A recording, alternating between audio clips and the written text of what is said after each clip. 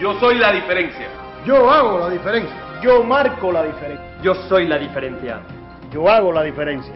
Nosotros somos la diferencia. Juntos estamos marcando la diferencia. La Diferencia, todas las noches a las 7 por Telemiami.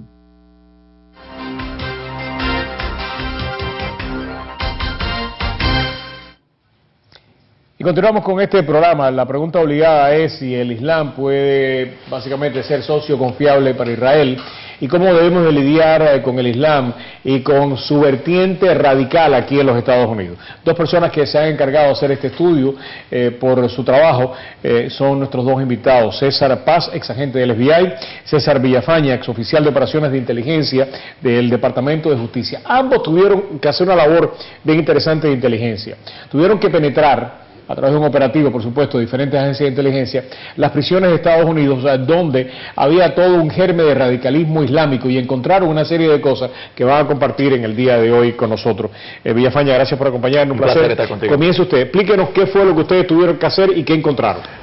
Primero que nada, nosotros descubrimos a través de el Buró de Prisiones Federales que se había introducido un distinto Corán al que nosotros conocemos.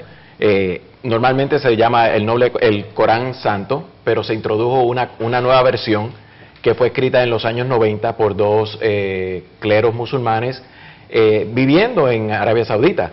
Ellos transcribieron el Corán a lo que se convirtió en Noble Corán, que es un Corán que enfatiza la destrucción del pueblo de Israel, los que no son creyentes y también de los comunistas.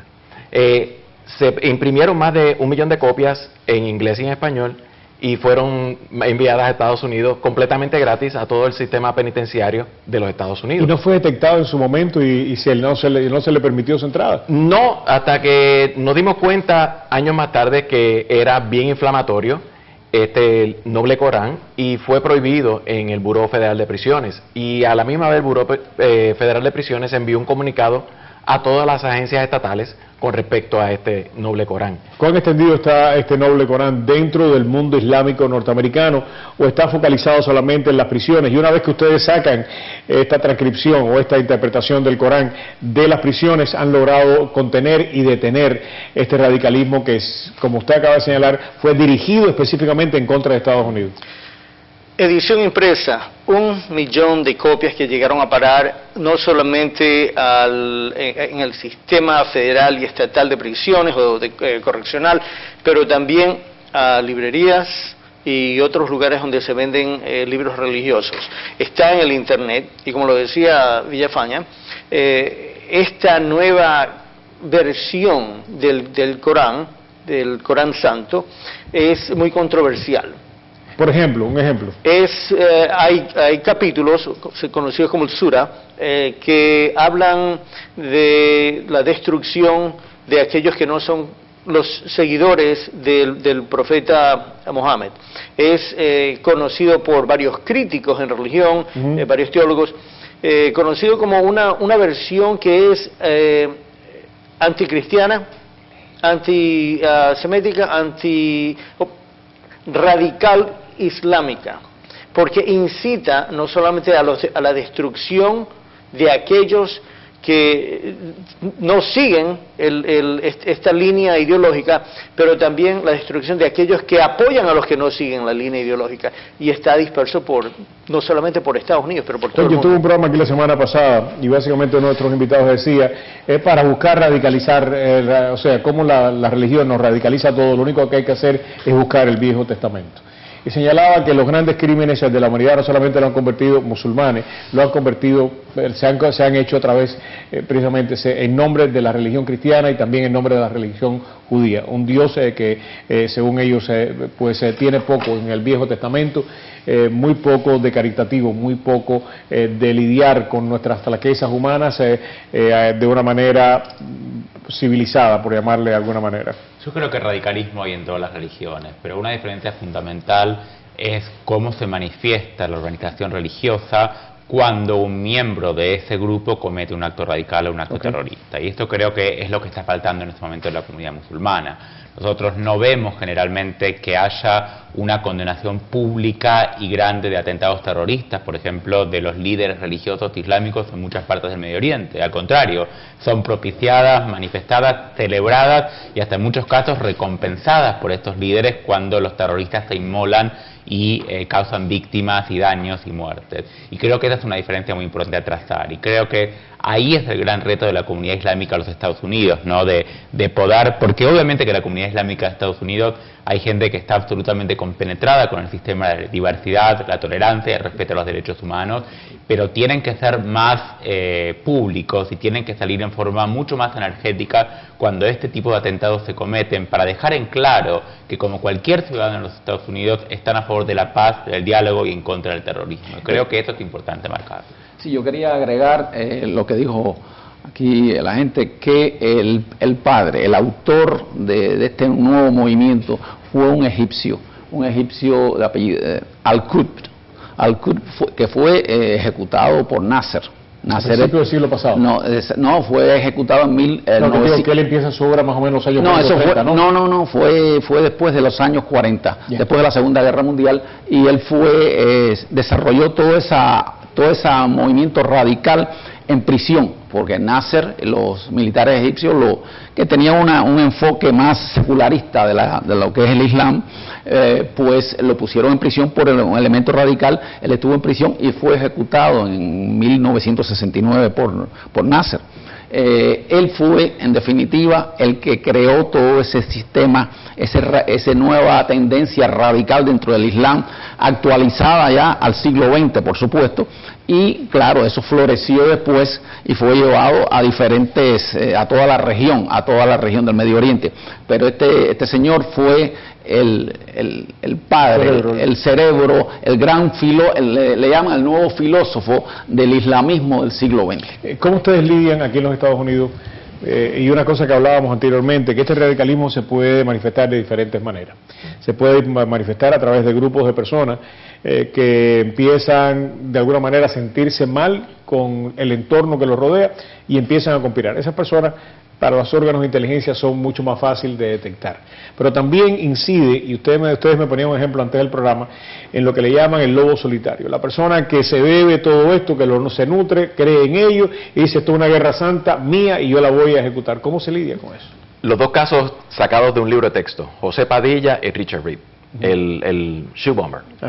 Fueron dos personas que estaban en cárcel, decían que eran inocentes, estaban en contra de su voluntad, fueron radicalizados dentro y fueron los más difíciles de detectar. Por ejemplo, José Padilla, usted sabe que venía con una misión para Estados Unidos. Él es un muchacho de descendencia puertorriqueña. Él es el caso típico de un lobo solitario. Richard Reed, por el otro lado, se pudo detectar ya cuando estaba cometiendo el delito en un avión transatlántico y los pasajeros pudieron detener esto. Para nosotros es bien difícil cuando son lobos solitarios, porque es no imposible, pero casi imposible poder conseguir ese tipo de personas si no tenemos la ayuda de la comunidad o si los otros servicios de inteligencia no nos ayudan. César, lo que pasó ahora mismo, que acaba de pasar en Boston, se cometieron fallos, se hubiera podido detectar. ¿Qué es lo que sabemos de estos muchachos que también se radicalizan de la noche a la mañana? Lo que nos cuentan todavía, el horror es mayor, ¿no? Porque nos cuentan de que eran socialmente aceptados, que compartían en la sociedad norteamericana como uno más, y ninguno de sus amigos, ninguno de sus familiares logra detectar esta radicalización, por lo menos que sepamos hasta el momento. Fallas, digamos, podemos verlas o detectarlas tanto a nivel investigativo como también a nivel social. Hablando o siguiendo lo que tú decías, la línea de pensamiento tuyo, los amigos sabían lo que estaban haciendo. O sea, no se ha llevado a la corte todavía y oficialmente se ha proclamado que ellos sabían, pero nosotros, el público en general, de manera, o sea, usando el sentido común, podemos leer y darnos cuenta a través de los hechos, a través de la información que han hecho pública, que ellos tenían, o por lo menos uno de ellos tenía algo de conocimiento de lo que estaba ocurriendo. Por ejemplo, si se me escapa de la memoria el nombre del tercer sujeto que arrestaron, pero si tomaron posesión de la mochila con los fuegos artificiales, si tomaron posesión de la vaselina, si tomaron posesión del laptop, ¿okay? Un laptop que tenía ahí, sabían, sin instrucciones previas, sabían que esta era evidencia contundente en contra de los amigos de ellos. ¿Por qué no llamaron enseguida ellos al 911? ¿Por qué no llamaron a la policía? ¿Por qué no hicieron algo? Claro. ¿Y qué es lo que hicieron? Se hicieron de estas piezas de evidencia. No se sabe por qué o en qué momento exactamente lo hicieron, pero sí se sabe que ellos no hicieron lo que debían haber hecho. Ahora, en cuanto al nivel investigativo, muchos apuntan hacia el FBI, hacia el Departamento de Seguridad Interna, de que ellos fallaron. Si ya tuvieron información que había sido emitida de los rusos, recordemos una cosa, que cuando un servicio de inteligencia del exterior te da información a ti, no te dan toda la información completa, solamente te dan lo que les conviene a ellos, claro, para no comprometer la investigación que ellos mismos están haciendo. Recuerda que el contenido de las grabaciones de las conversaciones entre la madre y un sujeto de una investigación en Rusia y las conversaciones con su propio hijo no fueron dadas a conocer al FBI hasta después del atentado. Entonces se pueden ver fallas, ¿no? Juan te quería decir, adelante, Juan. Sí, quiero retomar lo que tú habías dicho al inicio de la experiencia de Israel lidiando con el terrorismo y volver a lo que decía César antes.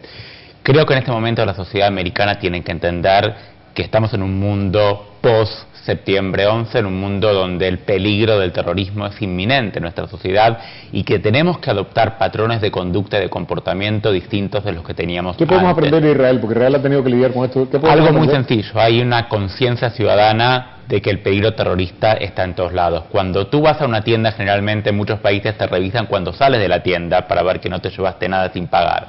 En Israel te revisan cuando entras en la tienda para ver que no tienes explosivos o nada de seguridad. Cuando la gente camina por la calle y hay un objeto dejado al azar en el piso, una valija, un sombrero, lo que sea, inmediatamente hay una conciencia que hace llamar a las autoridades y a los servicios de seguridad para que vengan a investigarlo. Creo que todavía nos falta un largo recorrido en esto y tiene que ver con la educación, sobre todo de los jóvenes y los niños. Entender que vivimos en un mundo donde lamentablemente hay quienes quieren destruir el estilo de vida americano, porque nosotros representamos todos los valores de los que ellos están en contra y los que quieren aniquilar. ¿Tenemos los mecanismos legales, Frank, para lidiar con este tema, los mecanismos institucionales?